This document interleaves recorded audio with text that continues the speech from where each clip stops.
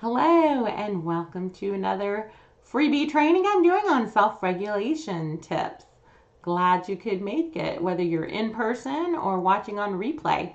You can feel free to ask questions in the chat if you're in person, and if not, you can email me at Kara, K-A-R-A, at GUIF, G-U-I-F-F, goodiesforeducation.com. My email should pop up in a minute here too. And then I'm having some trouble with my links today, I'm being honest. So my livers have been saving my life here. So here's another bit.ly. Hopefully it works and shares this correct presentation with you. If not, when you get the email with the replay, I will have that corrected. But there is that. Give you a second to jot it down or get a screenshot.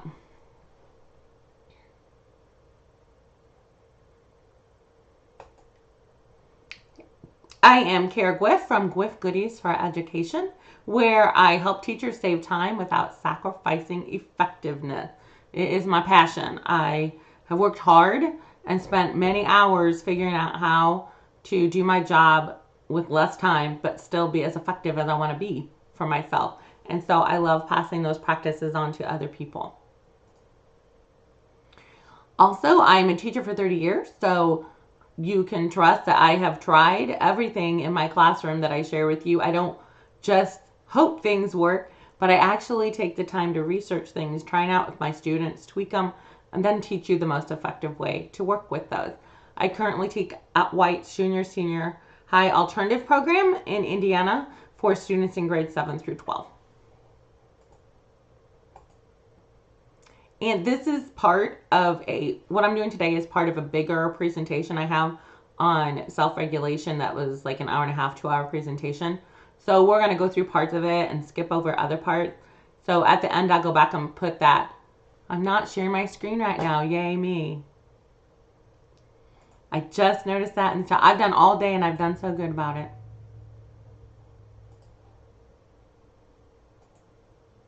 My livers, share my life. Okay, share my tab. There we go. This is the 4th one today, and I think my brain's running down. Okay, so I'll go back a little bit. I was just explaining who I am, so now you can see my lovely picture.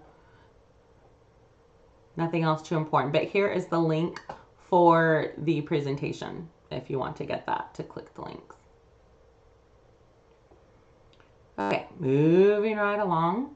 I was saying this is part of a larger presentation, so we're going to rush through parts, and I'm going to just highlight some of my favorite things to share with you. The one thing that I think is super important when we talk about self-regulation is that it needs to be taught to students explicitly the same way we teach other skills in academics like reading, math, writing, spelling. Kids don't innately understand how to regulate their emotions if they're having difficulty with that. Some kids just pick it up from life, watching their parents, their peers, and it becomes natural to them, just like some kids pick up reading easier. The kids that we're talking about are the kids who are having all kinds of emotions in their bodies and they don't know how to control them. And we don't want to be the ones to control them. We want to get them to a place where they can self-regulate so that everyone can learn more. The first thing that needs to happen with the explicit instruction is students and teachers and caregivers need to have the same vocabulary they're talking about. The same way that we all have to know what red means. If we're going to go talk about colors, we have to agree what red, blue, purple, brown mean, or we can't talk about the colors and understand them. We have to agree that C makes a sound K and A makes a sound A. And so the vocabulary of regulation is vocabulary that needs to get into our students as well, starting with feelings for words. And beyond just happy, sad, angry, like that, we need to use words that tell the level of the feeling that we have. So these are some great lists to have. This one I use more for middle school, high school. It's a little bit in depth, but I like it because it categorizes the positive feeling words and the negative feeling words as pleasant and unpleasant. But instead of just saying you're feeling good today, think harder into that. And how are you feeling? Are you feeling calm, quiet, surprised, content. You don't have to just say good. You don't have to just say I'm happy. Sometimes you're ecstatic when you're happy, but sometimes you're just happy, or you're just feeling lucky, or sometimes you're joyful. So we need to help kids understand that there are levels to intensity of feelings words. Then we also need to understand that when we are dysregulated, even as adults, it's hard to come up with the word that you want. I worked with a student one time, and she would come to my room, and every time she would say she's mad. Every time. But it wasn't always mad. But if I gave her this list of words with angry, she would look down at it and she would point to it and she'd say, that's the one. That's the one I'm feeling. And it might be disappointed, or it might be infuriated.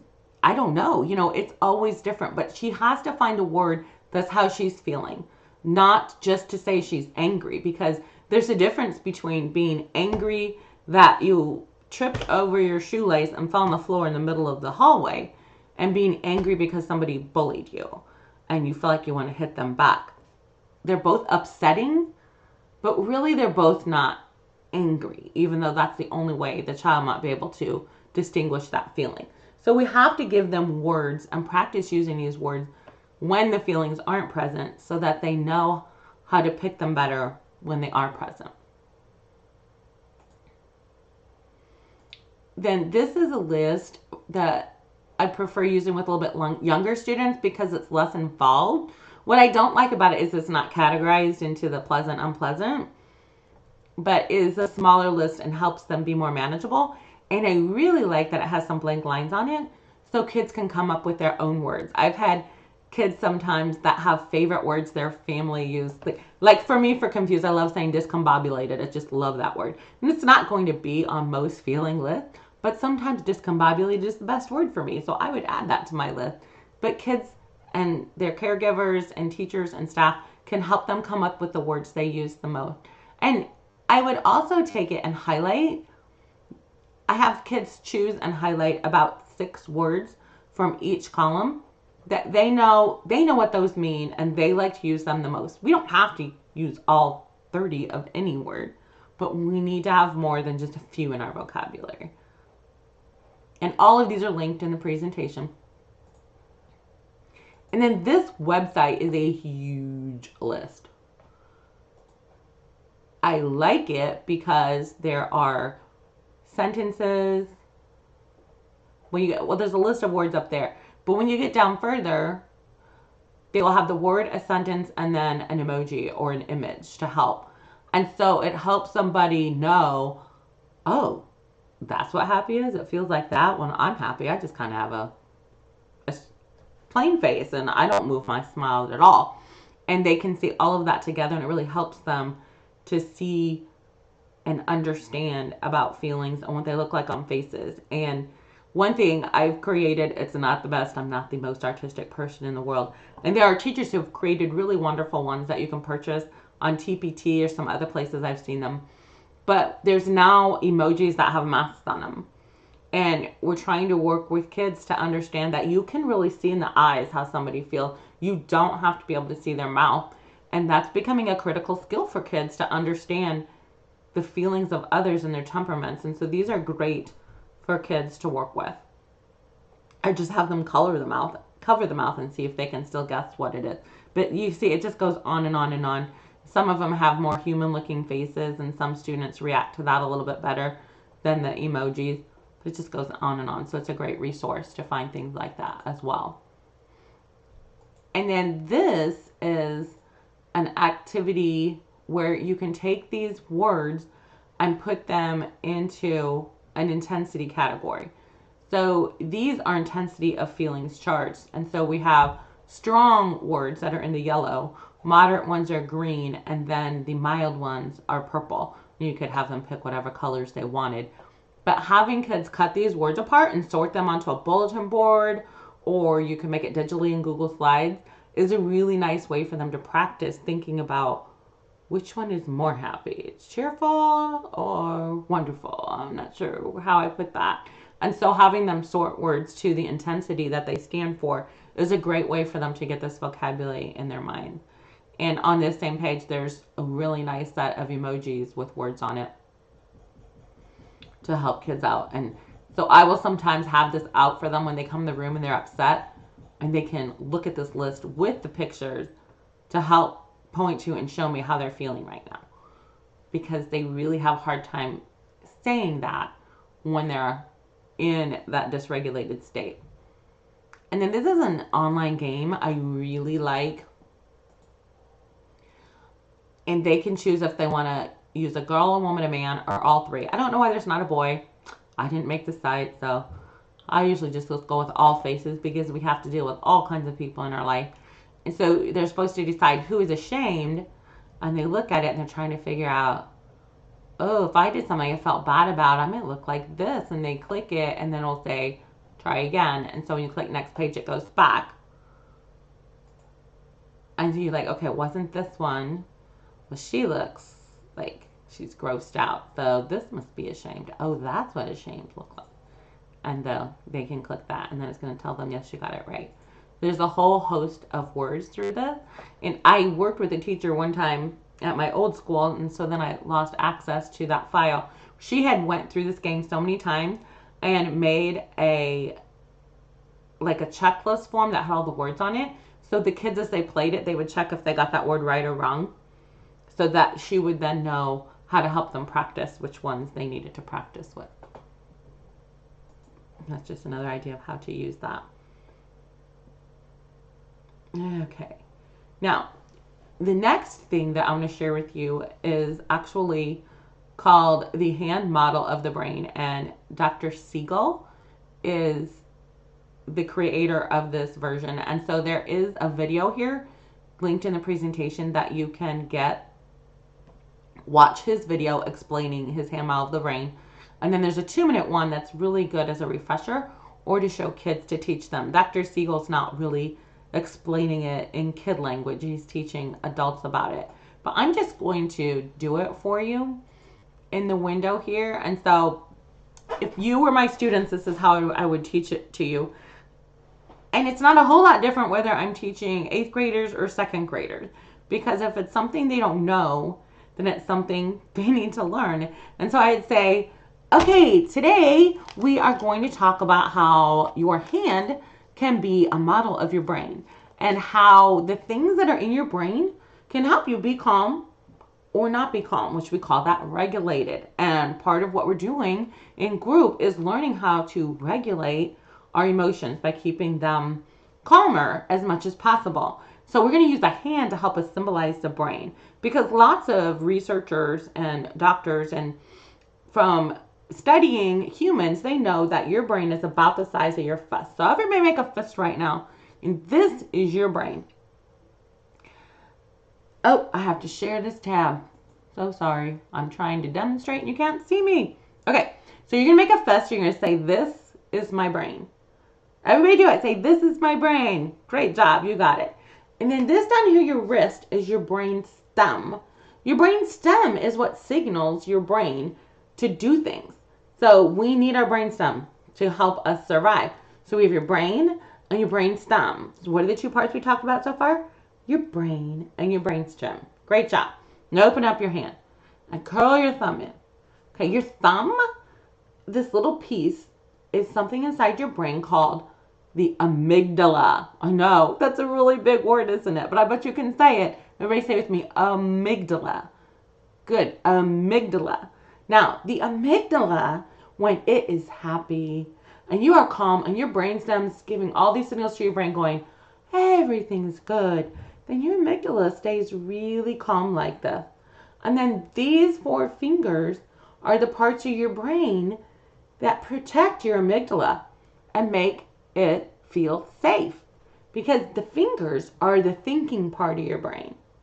And the amygdala is the feeling part of your brain. So when you feel calm, it's still and good, and the thinking part of your brain can work really good and protect it. The thinking part of your brain is the part that lets you make good decisions about what you need to do and think about things. Well, what happens if you get upset? Maybe you are in the cafeteria and you dropped your lunch tray, Or maybe somebody said something that you thought was mean and you start getting upset. Well, your amygdala is the feeling part of the brain, and it's wiggling around under here saying, hey, I'm not very happy. And that's what dysregulates your emotion. Your amygdala goes crazy, crazy, crazy, crazy, crazy. And pretty soon your fingers pop up and you flip your lid. And when your fingers are up like this, you can't think very clearly anymore. And so the thinking part of your brain that tells you and helps you make smart decisions isn't working. And the amygdala is going crazy, crazy, crazy. And it's saying, get out of here. You need to run, or you need to freeze, or you need to fight somebody. And those are the feelings we have when we're dysregulated. And we just want to get out, or we might feel like we want to hit something, or we just might freeze. And we might not be able to talk or do anything because the part of our brain that helps us do that has been pushed out of the way by this crazy amygdala. So when we want to get our amygdala back in check, that's what we call regulation. And we're going to be working on some strategies to help you calm down your amygdala when it gets out of control. And that basically is how you teach the hand model of the brain. It's not overly complicated, but it does help kids to understand several things. One of the key things is that students don't blame themselves so much anymore. Instead of saying, I'm out of control, I'm making bad decisions, they say, my amygdala is out of control. I need to help it get back. And so it makes them feel powerful and in control a little bit of what they can do. So there's a couple of videos for you to help with that.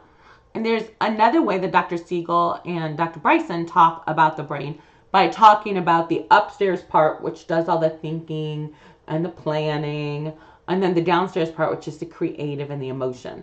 So it's just a little bit different way to talk about it, but getting the same idea in. And so there is a 7-minute video on why you lose control, and then a blog post with a good explanation of that upstairs and downstairs brain. Then I also have some information here on the amygdala hijack. And that's the part when I was talking about, oh, I'm getting so upset, my amygdala is out of control. And it hijacks the brain. And now the amygdala is making decisions, and it shouldn't be because that's not its job. But these resources explain why the amygdala gets out of control and the fight, flight, and freeze responses that can happen. So students understanding that these reactions are normal is what helps them begin to learn that they have power over regulating themselves. So important for them to know that. I'm going to skip through a few things. Okay, since we talked about the amygdala and how it can get out of control, I want to make sure that you have information about something called an amygdala reset station or amygdala first aid kit. Dr. Lori Desautel works out of Butler University, I believe, and she is a neuroscientist who spends all of her time studying and researching the brain's response to things that cause emotion. Does a lot of research into how trauma affects the brain and helps teachers understand best practices to help them work with students who are not regulated and help get that back into regulation. And so one of her strategies that I love and adopted and used in my classroom is an amygdala first aid station or a reset station. And so here's some examples of what that might look. It's basically just a place in your classroom or in your school, however you can find. It can be just a little corner. It can be a separate desk. This is Dr. Desautel. It can be anything. In my room, I was lucky enough to have a pretty good space in my room, about the size of a large closet, that I could put some things like a beanbag chair, a video chair, some machine that will play music, some sand timers, things like that. But it can be just a corner. You can see this teacher just has a basket with activities in it and a place that you sit. And here's where you sit when you're trying to recalm and perform first aid on your brain. The same way if you needed a Band-Aid because you were bleeding, you would get first aid from the nurse's station. You need to get first aid for your brain from the reset station if you are feeling the symptoms of dysregulation, which is something you need to talk about and teach and help students identify. But I'm trying to give you some strategies here as much as I can in this short time we have together. This teacher just had a bucket that she had things in. Some drawing papers, some Rubik's Cube, some markers, things like that. And then this teacher had a bit more space, had some special seating and some items for students to pick up. I really like sand timers, giant sand timers. Kids love to watch them. Besides the fact that they're timing how long they're in there, they actually calm kids to watch that sand. So that's some examples of that. And then I want you to know that she has a free webinar that is on Presence that you can still register and watch for free. And it's an hour and a half where she is teaching the big ideas in neuroscience, brains, behavior, and engagement for students on SPED leaders. And she goes into a lot of the things that I'm discussing today and even more in depth. And she's the one you really want to learn this stuff from because she's just so knowledgeable. I've heard her speak 3 times. I would listen to her 3 more times because I love to learn from Dr. Desautels. Then I also have a link to a document in here, which is how I use a procedure in my classroom to regulate students with a check-in and check-out procedure. Don't have time to go into it, but you'll have access to that file through the presentation link. And then here are some tools for helping students maintain regulation before they get so out of control that they need the first aid station. These would be more like things that they can do on their own without needing a very long period to get back into regulation. So as students feel themselves getting just a tiny bit dysregulated, these are the things they would implement to help themselves. One of the things is deep belly breathing, which is, there's a specific way you have to breathe, and this links to a video that shows you how to teach your students how to do that correctly. And it's something you can do sitting at your desk. Nobody has to know you're doing it. It doesn't have to be obvious. 5-finger breathing or figure 8 breathing are both things that students can do without having to even put their hand up in the air. But 5-finger breathing takes your hand like this, and you breathe in when you go up, out when you go down. And so you just breathe in, breathe out, breathe in, breathe out. You have to work with students to help them control how quickly they move. Because if they go, that's not regulating them. That probably would lead to more dysregulation. So you do have to practice it when they are calm to help them figure out how to use it. But they can set their hand on their leg and trace those fingers. Nobody would even know they were doing it. And so these are some of the keys to helping them be able to self-regulate instead of need us to regulate for them. Figure 8 breathing, if you look it up online, you'll find some patterns for it, but it's just kind of a sideways 8. And you breathe out, in, and it tells you right along the 8 when you breathe out, when you 8 in. But kids can learn to breathe like that, drawing that on their leg or their other arm or something like that too. Giving kids fidgets is something that helps them to regulate. Some kids not, but some kids they work with, so you have to find what works for them.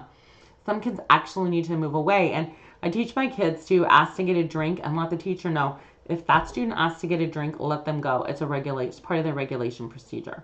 It's not just work avoidance. It might be sometimes, but it's not worth taking the risk with the student. You want to let them go get that drink because that could be all they take. Teaching positive affirmations, and there's some information on that here, which is just positive self-talk that students inside their head say, I'm good at this. I'm going to learn how to do this. My teacher will help me if I'm stuck. I'm going to figure this out. Mrs. Whoever will help me. Things that they need to say then to themselves to know that they don't need to panic about something they think is too difficult. Some students like to carry a favorite photo or a bottle of essential oil of something they would like to smell or texture. Of course, working with parents to make sure anything that you choose is appropriate. Getting enough sleep is one of the keys to self-regulation, and so there's some research there on that. There's a way you can hand massage and help calm yourself down using pressure point. All of these things really, really help. And the links will take you into more in depth with it. The Toast-EOs, gums and mints is something I learned to always have out for my students. And even virtually, I tell them and I tell their parents, let them have a healthy, crunchy snack, gum or mint while they're working on their schoolwork. Because when they get frustrated with their schoolwork, being able to pop something in your mouth and crunch and chew will activate a calming feel for them. There's a lot of research to it. but it shouldn't be a sticky, sugary snack. It needs to just be something plain, because the only reason they would want to eat it is, one, if they're super hungry, or two, they need that crunch to calm down. It's not supposed to be like eat however much you want of something just because you like to eat it. And then once they are completely out of regulation, there are some ideas here of things that can help them get completely back into regulation. Again, all the menus have to be student specific. These are just some ideas for you to check out.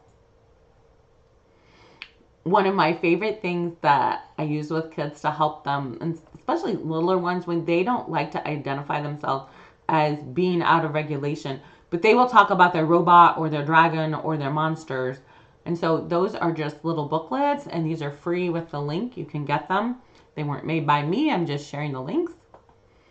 And they have different faces that you can flip through on the monster. So you put the flap over here, and then you cut out all of this monster's faces. And there's even a blank one so they can create whatever face they want the most.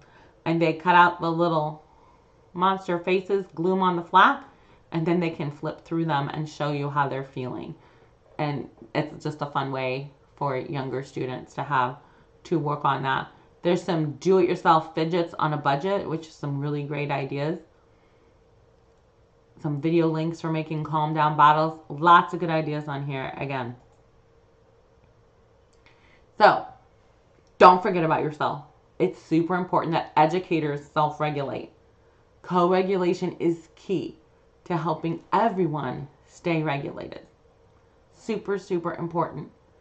Dysregulated adults equal dysregulated kids, and that's not good for anyone. So it's really a good idea to have a staff amygdala first aid station. It can be in the staff room, it can be a drawer in your desk, whatever it is that has the things in it that help you calm, and your IAs need a place where things that they help them calm and regulate, because keeping regulated is key to working with a dysregulated child. And if your dysregulation is so out of control that you can't regulate yourself, that's okay. That doesn't mean a fail. We're all people. We all have times that happens to us. It's happened to me. Then you need to switch adults. So in my room, I would hit the button on the wall and I would ask for the school counselor to come, or I would say, could you find Mr. Andrews, and they knew that, okay, I needed a swap out, so that child could keep working on dysregulating. Because let's face it, sometimes the kids that we work with, they are not nice to us. They can be very mean. They say hurtful things. They know how to hurt us. And we're not perfect. So dysregulation is going to happen. But we need to be smart enough to make the professional decision to get out in that child's best interest, so that we can regulate and they can regulate. So don't forget about that. Okay, so we are just about done. We have just a few minutes left, and I want to show you, I have a course that I have that has all of the information I shared with you in much greater detail, that I go through and teach you in about 6 hours of time, lots and lots of information about how to help self-regulate. So I'm going to walk you through that course, and typically it's $97, but I have a 30% off coupon code that I'm sharing with you that is good until December the 31st. And also I can bill your school, so if you want to work with your administrator, get approval for the course, then I can bill them directly or an invoice and take a PO, so that we can get you in there and your school system can pay for that. I do only use the discount if teachers pay themselves, because $97 is really a steal for my courses. I have people tell me all the time you should charge more. They are full of good stuff, good information that you want, tidbits that I just throw out. You will learn so much. You can't even imagine how much it is. But I save you the time because I've done the research and I know what works. And I'm going to share it with you in greater detail than I did today. The Unit 1 is all about the language of self-regulation. We go into lots more to practice that than we did in this little bit of time we had here today. Unit 2 is more brain language and teaching ideas. Talk about the upstairs, downstairs, the amygdala hijack, the fight, flight, freeze. So we take a lot of time to teach that, and then I have you actually practice it as well during the course. Unit 3 is all about routines and procedures that help kids stay regulated. Unit 4 is tools to help them maintain regulation, strategies, and resources. Unit 5 is tools to help them regain regulation, which you saw in my quick list that I'm sharing in the presentation today, but there's so much more involved in the course. And then Unit 6 focuses mostly on co-regulation and then any extras that I decided to throw in there. In fact, in my course, you will get access to a virtual calm down room where kids virtually can choose the things they need to help them calm down, regulate, and get back to work. Because that's been a challenge for me this year with all the virtual teaching that we're doing. What's so great about taking a course with me is that you get access to me. You are not only paying for access to the course I created, but you get me for 3 months to answer questions inside the course and help you think through scenarios that might be unique to your situation. So that's a real bonus to that. The courses run through Google Classroom. It is self-paced. There's 3 months that the course is what I consider live, where I'm in and out of it weekly. After that, I archive the course. You still have access to everything. You just can't message me in the course anymore. You can always email me, though. I'm always available. What others are saying about this course, it will help you become a better teacher. This class taught me about how the brain cannot always help you regulate. Then on top of the knowledge gain, it gave practical applications and tools. That was the best part of the course. I learned a lot about myself and why I've had confrontation with students in the past. It's helped me become a better teacher. That just touches me because that's what I want for everybody. And that was a testimony given by Courtney. Sue says, you will empower your students. It offers techniques to help children self-regulate that will empower them in the future to be successful and stable. The format was incredible. I love the variety of videos, articles, and activities. And Renee says, you will save time. So much wonderful information and great resources. I'll be sharing with other educators because we all need this help. So many of us are flying by the seat of our pants and feeling like our time is tied up and tight. The resources you have provided are great and have saved me time trying to find them by myself. And that's my hope and what I want for you. So to get access to the course in the discount, here is if you want to screenshot this is the link to the information about the course in detail, that course page I just showed you. And this is the coupon code that will get you 30% off. So I will put it in the chat for those that are here live. And the coupon code, again, it is good till December 31st. And only if you're paying yourself. If you're trying to get your administration to pay, then it'll just be $97. And if they approve that, you can email me. I'm happy if you email me to reach out to them, answer any questions they have about it, and share with them the success that other students have had in my courses. So does anybody have any questions? You can put them in the chat now. Can't type and talk at the same time.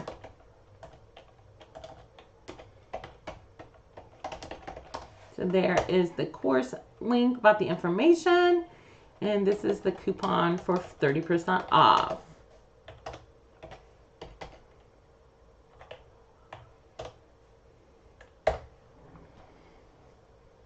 So I'll leave it up just another few moments to let you have a chance to copy that down or screenshot it. And thank you so much for tuning into the presentation. Feel free to email me with any questions that you have. Again, that's Kara, K-A-R-A, @gwifgoodiesforeducation.com. Thank you so much.